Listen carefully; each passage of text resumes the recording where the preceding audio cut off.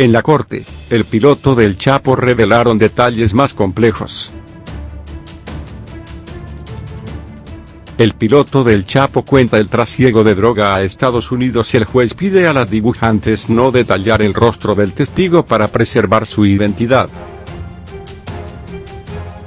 La tercera semana del juicio contra Joaquín El Chapo Guzmán arrancó estrechando aún más el círculo con el testimonio del que fuera uno de sus colaboradores más íntimos. Era mi único jefe, declaró Miguel Ángel Martínez, también conocido como El Gordo, quien empezó a trabajar para el capo del cartel de Sinaloa como piloto, en la época en la que los envíos se hacían por avión. Conforme la confianza fue creciendo, lo hizo también su posición en la trama criminal hasta alcanzar un cargo que él mismo denominó de gerente. Martínez es el cooperante que está utilizando la fiscalía para poner en evidencia que Guzmán era el líder principal. Nos daba órdenes a todos, indicó. Empezó a trabajar para el narcotraficante a comienzos de 1987. Se sacó la licencia de piloto en Estados Unidos y era conocido entre las redes de contrabando porque sabía dónde estaban las pistas clandestinas. Guzmán lo utilizó así para guiar a los pilotos de los carteles colombianos al transportar los cargamentos de cocaína hasta Sonora. Por aquella época el que dominaba el tráfico aéreo de droga era Amado Carrillo, líder del cartel de Juárez, por eso era conocido como el Señor de los Cielos. El testigo contó que los dos jefes de los carteles mexicanos se llevaban muy bien personalmente. Los vi abrazarse en fiestas, relató, pero competían por ver quién traía más droga. Me dijo que tenía que traer más cocaína que Amado, que tenía que conseguir más aviones, afirmó. Martínez acompañó a Guzmán a Los Ángeles para comprar 2 aviones. Los envíos fueron creciendo hasta 1991. Se recibían cargamentos cada 20 días, explicó. El transporte de cocaína llegó a hacerse en tandas de hasta 10 aviones, que cada uno transportaba hasta 800 kilos de droga. Era el Chapo quien decidía qué noche había fiesta. En el período que supervisó las operaciones aéreas, contó que se realizaron hasta 200 vuelos. Durante el interrogatorio, reconoció varias fotos en las que se le ve junto a El Chapo. Contó que le llamaba el Tololoche y que le pidió ser el padrino de uno de sus hijos. Su relato coincide con los primeros años del cartel. Empezó a llamarse Sinaloa por los artículos en la prensa, aclaró. Sus funciones en la organización mutaron y se encargó, entre otras cosas, de abrir una oficina en Ciudad de México. También cambió el método de transporte. Un funcionario de la Procuraduría General de la República, PGR, que identificó como Guillermo González Calderón les advirtió de que las autoridades antidroga de Estados Unidos habían instalado un centro de interceptación de aviones. Miguel Ángel Martínez contó que el policía estaba a sueldo de Joaquín Guzmán. Le pagaron sobornos por un valor de al menos $20 millones. Gracias al soplo, decidieron importar la cocaína por mar. La transferencia de la droga desde los barcos colombianos a los camaroneros propiedad de Guzmán se hacían en puntos establecidos en aguas internacionales. De ahí se acercaban a la costa mexicana, a zonas donde el narcotraficante tenía propiedades junto al océano, y las embarcaciones eran recibidas por planeadoras. Como dijo la semana pasada Jesús el Rey Zambada, el capo mexicano se hacía cargo prácticamente de la mitad de la inversión en el cargamento de cocaína. Los colombianos, explicó, le necesitaban para poder introducirla en Estados Unidos. Ellos no tienen 3.500 kilómetros de frontera, señaló. La última vez que Martínez vio a Guzmán fue en 1994, cuando el Chapo estaba en la cárcel. Especial seguridad para los cooperantes. Para preservar su identidad, el juez prohibió a las caricaturistas que dibujaran su rostro. El cooperante, por tanto, solo podía ser representado con la cara en blanco, sin expresiones ni detalles de su peinado. La amplia diseminación de su imagen hará más fácil el trabajo a aquellos que quieran hacerle daño, justificó el magistrado, que pidió que se pixelaran las caras en las evidencias.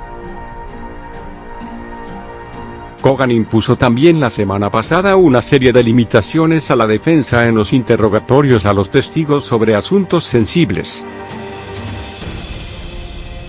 En concreto se refería a la cuestión de los sobornos que pagaban los narcotraficantes a autoridades mexicanas para proteger los envíos de droga y evitar las detenciones.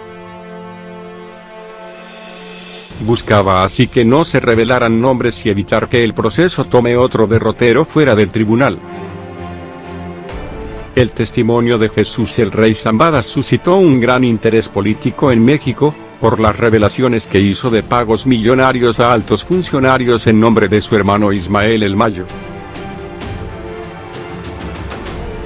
Brian Kogan viene insistiendo en que este es un caso sobre tráfico de drogas, no sobre corrupción. Para la defensa, sin embargo, es la manera de cuestionar que el Chapo Guzmán fuera el líder del cartel. No es inusual que la acusación haga este tipo de solicitudes al juez, pero este proceso está envuelto de un gran secretismo y se están adoptando medidas especiales para proteger a los testigos.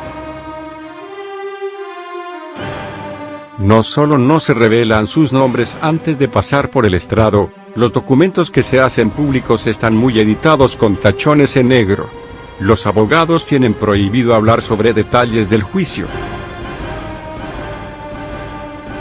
Brian Kogan llamó también la atención a Emma Coronel, la esposa de Joaquín Guzmán, porque entró en la sala con un teléfono móvil.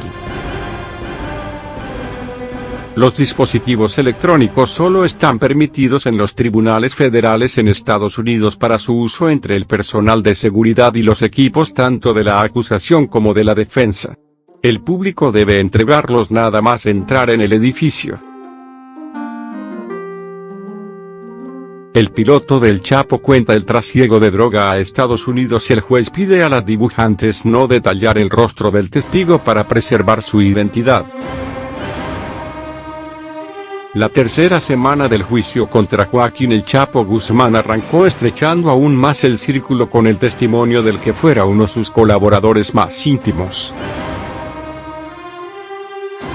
Era mi único jefe, declaró Miguel Ángel Martínez, también conocido como El Gordo, quien empezó a trabajar para el capo del cartel de Sinaloa como piloto, en la época en la que los envíos se hacían por avión.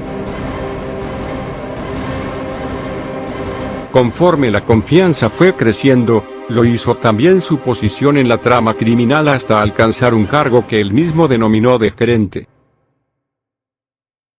Martínez es el cooperante que está utilizando la fiscalía para poner en evidencia que Guzmán era el líder principal. Nos daba órdenes a todos, indicó. Empezó a trabajar para el narcotraficante a comienzos de 1987. Se sacó la licencia de piloto en Estados Unidos y era conocido entre las redes de contrabando porque sabía dónde estaban las pistas clandestinas. Guzmán lo utilizó así para guiar a los pilotos de los carteles colombianos al transportar los cargamentos de cocaína hasta Sonora. Por aquella época el que dominaba el tráfico aéreo de droga era Amado Carrillo, líder del cartel de Juárez, por eso era conocido como el Señor de los Cielos. El testigo contó que los dos jefes de los carteles mexicanos se llevaban muy bien personalmente. Los vi abrazarse en fiestas, relató, pero competían por ver quién traía más droga. Me dijo que tenía que traer más cocaína que Amado, que tenía que conseguir más aviones, afirmó. Martínez acompañó a Guzmán a Los Ángeles para comprar 2 aviones. Los envíos fueron creciendo hasta 1991.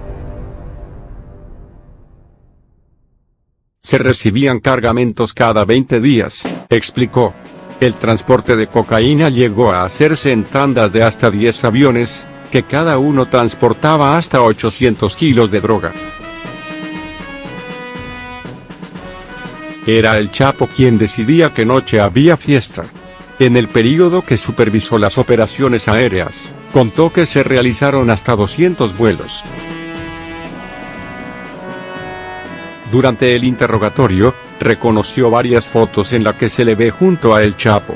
Contó que le llamaba el Tololoche y que le pidió ser el padrino de uno de sus hijos. Su relato coincide con los primeros años del cartel. Empezó a llamarse Sinaloa por los artículos en la prensa, aclaró. Sus funciones en la organización mutaron y se encargó, entre otras cosas, de abrir una oficina en Ciudad de México. También cambió el método de transporte. Un funcionario de la Procuraduría General de la República, PGR, que identificó como Guillermo González Calderón y les advirtió de que las autoridades antidroga de Estados Unidos habían instalado un centro de interceptación de aviones. Miguel Ángel Martínez contó que el policía estaba a sueldo de Joaquín Guzmán. Le pagaron sobornos por un valor de al menos $20 millones. Gracias al soplo, decidieron importar la cocaína por mar. La transferencia de la droga desde los barcos colombianos a los camaroneros propiedad de Guzmán se hacían en puntos establecidos en aguas internacionales. De ahí se acercaban a la costa mexicana, a zonas donde el narcotraficante tenía propiedades junto al océano, y las embarcaciones eran recibidas por planeadoras. Como dijo la semana pasada Jesús el Rey Zambada, el capo mexicano se hacía cargo prácticamente de la mitad de la inversión en el cargamento de cocaína. Los colombianos, explicó, le necesitaban para poder introducirla en Estados Unidos. Ellos no tienen 3.500 kilómetros de frontera, señaló. La última vez que Martínez vio a Guzmán fue en 1994, cuando el Chapo estaba en la cárcel. Especial seguridad para los cooperantes. Para preservar su identidad, el juez prohibió a las caricaturistas que dibujaran su rostro. El cooperante, por tanto, solo podía ser representado con la cara en blanco, sin expresiones ni detalles de su peinado. La amplia diseminación de su imagen hará más fácil el trabajo a aquellos que quieran hacerle daño, justificó el magistrado, que pidió que se pixelaran las caras en las evidencias. Kogan impuso también la semana pasada una serie de limitaciones a la defensa en los interrogatorios a los testigos sobre asuntos sensibles. En concreto se refería a la cuestión de los sobornos que pagaban los narcotraficantes a autoridades mexicanas para proteger los envíos de droga y evitar las detenciones. Buscaba así que no se revelaran nombres y evitar que el proceso tome otro derrotero fuera del tribunal. El testimonio de Jesús el Rey Zambada suscitó un gran interés político en México, por las revelaciones que hizo de pagos millonarios a altos funcionarios en nombre de su hermano Ismael El Mayo.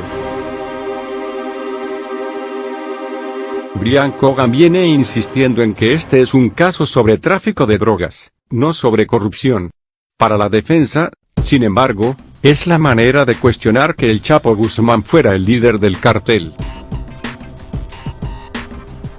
No es inusual que la acusación haga este tipo de solicitudes al juez, pero este proceso está envuelto de un gran secretismo y se están adoptando medidas especiales para proteger a los testigos. No solo no se revelan sus nombres antes de pasar por el estrado, los documentos que se hacen públicos están muy editados con tachones en negro. Los abogados tienen prohibido hablar sobre detalles del juicio. Brian Cogan llamó también la atención a Emma Coronel, la esposa de Joaquín Guzmán, porque entró en la sala con un teléfono móvil. Los dispositivos electrónicos solo están permitidos en los tribunales federales en Estados Unidos para su uso entre el personal de seguridad y los equipos tanto de la acusación como de la defensa. El público debe entregarlos nada más entrar en el edificio.